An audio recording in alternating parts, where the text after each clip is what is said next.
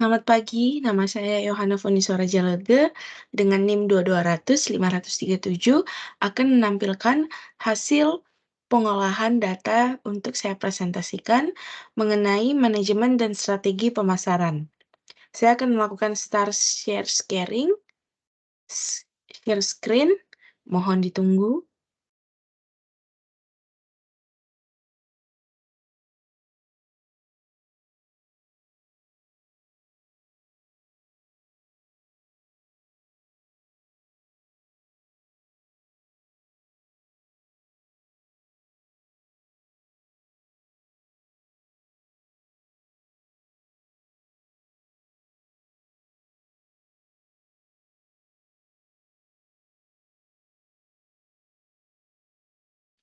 Baik. Manajemen dan strategi pemasaran dalam bisnis. Sebelumnya kita akan mengetahui apa itu manajemen dan apa itu strategi, sebelum kita masuk pada pemasaran dalam bisnis itu sendiri. Jadi secara harfiah atau seperti yang kita ketahui bahwa manajemen itu adalah, suatu cara untuk mengatur, untuk, melakukan pengorganisasian dan strategi itu adalah langkah-langkah yang kita tentukan dari awal hingga akhir agar dapat mencapai tujuan atau goals yang kita sudah setting sebelumnya. Nah, manajemen dan strategi dalam pemasaran dalam bisnis ini, jadi dalam pengertiannya secara harfiah, manajemen pemasaran itu adalah pengelolaan aktivitas pemasaran untuk mencapai tujuan bisnis. Apa tujuan bisnisnya? Tentu saja untuk mendapatkan benefit, untuk mendapatkan keuntungan, untuk mendapatkan laba, dan tentu saja itu semua adalah untuk perkembangan dan pertumbuhan bisnis itu sendiri. Sementara strategi pemasaran itu adalah rencana taktis untuk mencapai tujuan pemasaran. Jadi, manajemen dan strategi pemasaran ini saling bersinkron atau saling keterkaitan satu dengan yang lainnya dikarenakan strategi pemasaran tidak akan dapat tercapai apabila tidak ada manajemen pemasaran yang baik. Begitu pula sebaliknya, manajemen pemasaran itu jika sudah dilakukan, tidak akan dapat menghasilkan apa-apa jika tanpa strategi pemasaran. Jadi mereka berdua itu adalah suatu kesatuan yang saling ketergantungan. Selanjutnya di sini kita akan mengenal pengertian dan tujuan manajemen pemasaran itu sendiri.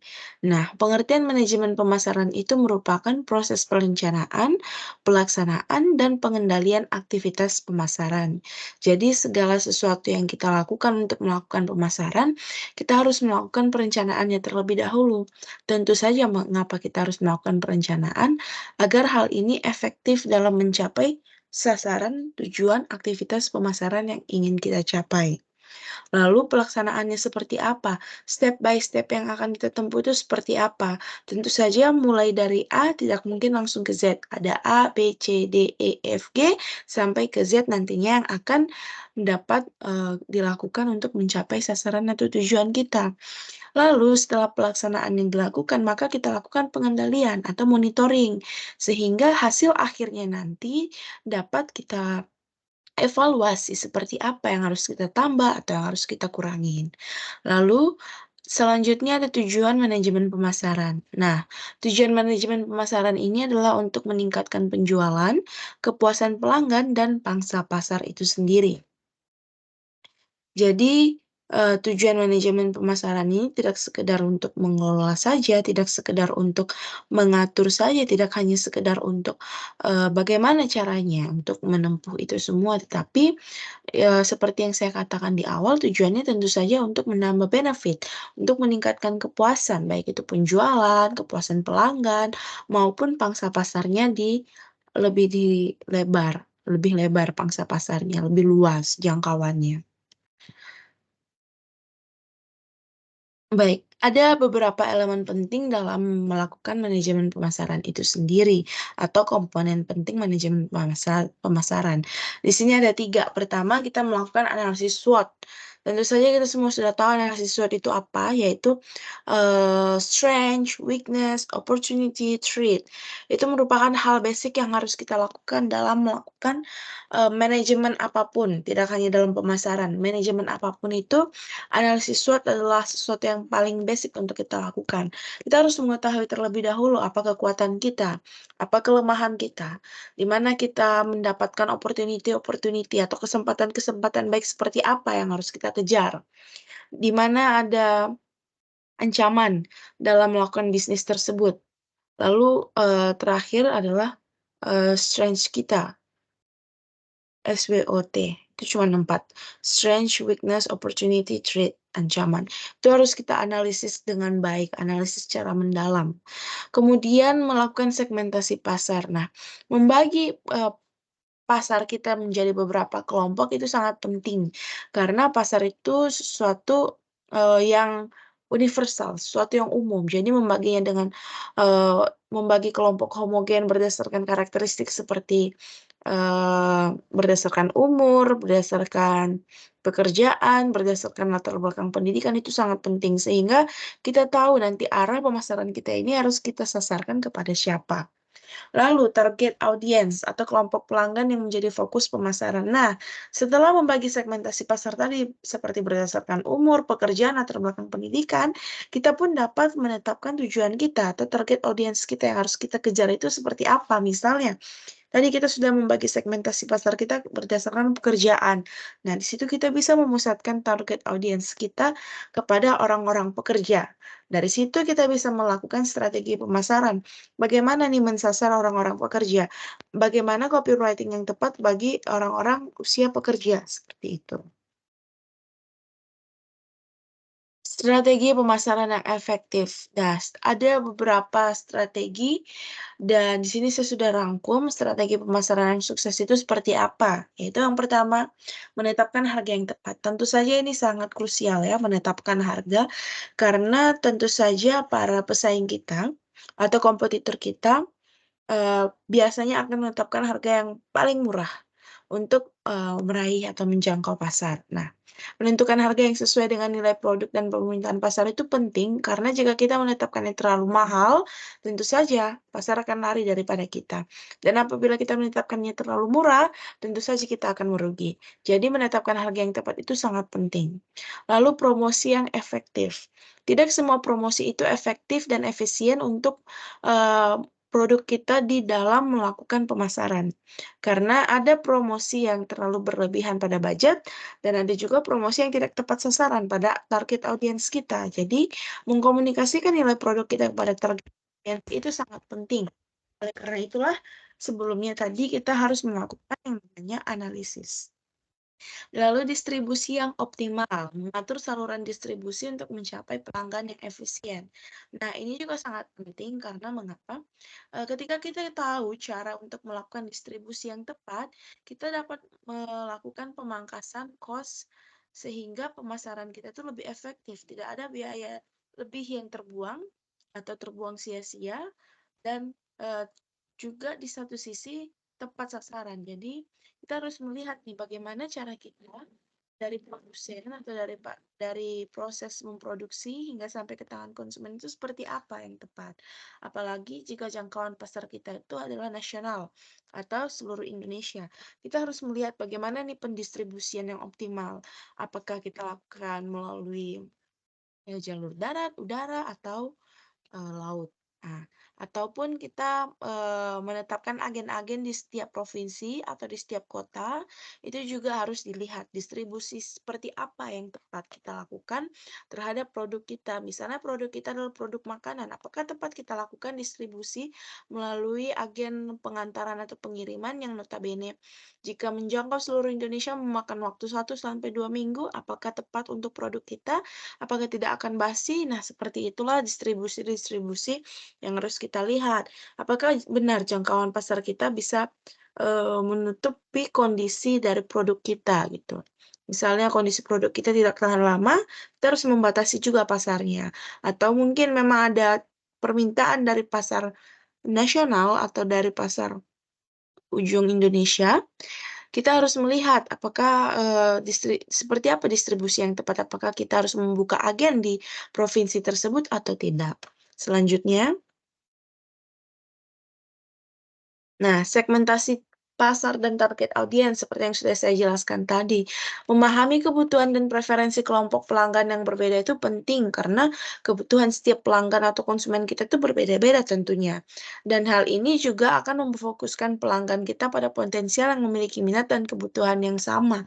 Jadi ketika kita sudah melakukan segmentasi pasar, kita dapat memfokuskan target audiens kita sehingga kita pun dapat menjangkau para konsumen yang potensial terhadap produk kita sendiri.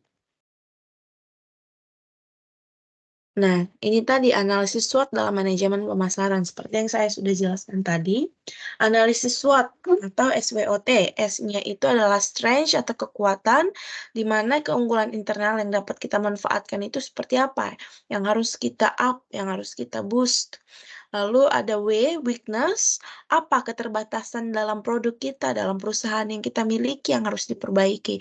Itu juga penting untuk dilakukan karena kita kan terus mengimprove kekuatan kita apa, terus menganalisa atau mengevaluasi kelemahan kita di mana, untuk melakukan yang namanya, eee, selalu dapat bertumbuh dan berkembang. Lalu O, opportunity, peluang, faktor eksternal seperti apa yang dapat dimanfaatkan? Apakah itu, tren pasar, apakah itu, tren yang sedang terjadi di pasar saat ini, itu kita harus pintar-pintar melihat opportunity seperti apa gitu. Sama seperti waktu Covid dahulu, opportunity yang ada yaitu alat-alat medikal seperti masker, hand sanitizer, itu kita harus pintar melihat peluang seperti apa. Lalu ada T atau threats, ancaman. Faktor eksternal apa di luar perusahaan kita atau produk kita yang dapat menghambat kesuksesan. Itu juga kita harus jeli melihatnya sehingga kita tahu nih bagaimana cara mengimprove produk kita itu seperti apa. Kita tahu bagaimana harus, membuat produk kita agar tetap, berjalan, normal atau agar tetap distribusinya tidak menurun di pasar saat itu, saat kita mendapatkan ancaman. Nah, lalu tidak lupa juga kita melakukan marketing mix dengan produk dan harga. Marketing mix atau bauran harga, seperti produk kita, apa sebenarnya manfaat dari produk kita, apa keunggulan produk kita yang bisa kita tawarkan kepada pelanggan kita itu apa. Nah, kita harus fokus pada hal itu sehingga kita pun dapat membuat produk kita itu unggul di pasaran. Lalu harga, nilai moneternya yang ditetapkan untuk produk kita itu seperti apa. Harga juga harus bersaing, jangan terlalu tinggi, jangan terlalu rendah, karena kalau terlalu tinggi, konsumen akan lari, akan kemahalan pada konsumen. Dan kalau terlalu rendah, kita yang akan rugi. Lalu, masih dalam bauran marketing mix, yang selanjutnya adalah promosi dan distribusi. Nah, promosi ini penting. Kenapa? Supaya konsumen atau calon konsumen, pelanggan kita tuh dapat mengetahui, "Oh, kita memiliki produk yang seperti ini. Oh, value produk kita seperti ini. Oh, produk kita itu lebih unggul daripada kompetitor karena seperti ini." Nah, promosi itu harus, penting kita lakukan. Walaupun produk kita sudah laris manis di pasaran, tetap promosi itu penting supaya membangun awareness atau, eee, membangun kepekaan konsumen terhadap produk kita itu tetap ada dan terus ada gitu. Aktivitas untuk memperkenalkan dan mempromosikan produk kepada target audiens. Lalu distribusi. Saluran yang digunakan untuk mengirim produk kepada pelanggan itu seperti apa? Apakah kita mengirimkannya secara, langsung dari proses pemroduksian kepada tangan konsumen, ataukah melalui agen, ataukah melalui reseller, dan sebagainya. Nah, kita juga harus melakukan inovasi dalam manajemen pemasaran kita. Salah satunya itu adalah inovasi produk dan inovasi proses. Mengapa inovasi produk? Tentu saja akan ada tingkat kejenuhan bagi para konsumen. Dalam produk apapun itu pasti ada tingkat kejenuhan. Oleh karena itu, melakukan inovasi terus-menerus pada produk, pada proses, itu sangat efektif dalam menjalankan manajemen dan strategi pemasaran. Jadi mengembangkan produk baru dan memperbarui produk yang ada, meningkatkan efisien dan efektivitas dalam proses pemasaran itu penting. Karena setiap konsumen pasti memiliki tingkat kejenuhan pada produk maupun proses produk kita yang kita salurkan kepada pasar. Nah, tantangan dan peluang dalam manajemen pemasaran. Tentu saja dalam setiap hal itu pasti ada tantangan, pasti ada peluang, apapun itu. Oleh karena itu, tantangan dalam manajemen pemasaran itu yaitu persaingan yang ketat, perubahan tren pasar, perubahan perilaku konsumen itu sudah pasti karena pasar itu kompleksitasnya itu sangat tinggi. Kita tidak dapat terus-menerus stuck pada produk yang sama, kita harus melakukan pengembangan dan inovasi. Jadi kita bisa melihat karena persaingannya yang ketat, harus kita melakukan, jeli terhadap bagaimana perubahan tren pasar saat ini, jeli terhadap bagaimana perubahan perilaku konsumen saat ini. Sama seperti zaman Covid, kita melihat perubahan perilaku konsumen, konsumen rata-rata meng-keep uang mereka, meng-keep daya beli mereka, berdasarkan situasi yang tidak terprediksi. Oleh karena itu kita harus melihat seperti apa, manajemen seperti apa yang harus kita atur sehingga mau konsumen itu melakukan beli, kepada kita gitu. Peluang. Perkembangan pasar, kecanggihan teknologi, perubahan kebutuhan konsumen, semuanya itu kita harus jeli melihat. Semakin kita hidup di zaman yang teknologinya semakin maju. Oleh karena itu kita juga harus, sejalan dengan itu. Kebutuhan pasar kita harus sejalan dengan perkembangan teknologi yang ada agar kita tidak tertinggal. Nah, itu tadi, semua bagaimana cara kita meningkatkan peluang bisnis kita melalui manajemen dan strategi pasar. Jadi, kata-kata yang akan saya kutip pada hari ini, "Take charge of your marketing success," artinya kamu harus bisa, eee, take control, kamu harus bisa menempatkan kamu sendiri untuk mendapatkan kesuksesan marketingmu sendiri. Dengan mengimplementasikan manajemen yang efektif dan marketing strategi yang efisien. Baik, terima kasih. Demikian yang dapat saya sharing. Akhir kata saya ucapkan terima kasih apabila ada kesalahan ataupun kekurangan. Saya mohon maaf dan saya mohon saran ataupun kritik yang dapat membangun saya, yang dapat membangun kita bersama dalam melakukan presentasi yang efektif dan efisien. Selamat pagi, Pak. Selamat pagi, teman-teman. Terima kasih atas perhatiannya. Sampai jumpa.